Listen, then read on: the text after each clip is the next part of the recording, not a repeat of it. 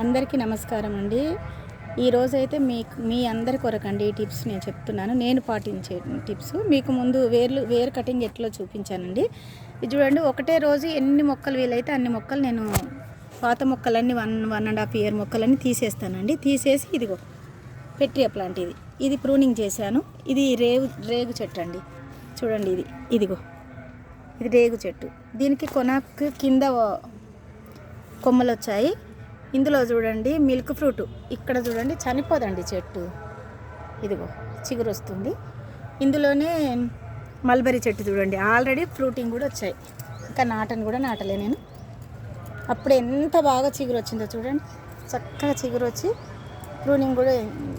Fruiting కూడా వచ్చిందండి. మనం తర్వాత నాకు ఎప్పుడు వీలుంటే అప్పుడు నేను ఒక్కొక్క మొక్క నాటుకుంటానండి. అది 1 మంత్ కానీ 2 మంత్ కానీ 3 మంత్స్ కానీ చక్కగా నాటుకుంటే చూడండి, మొదల నుండి ప్రూనింగ్ చేసినాక మొదల నుండి ఫ్రూటింగ్ వచ్చింది చూడండి చక్కగా.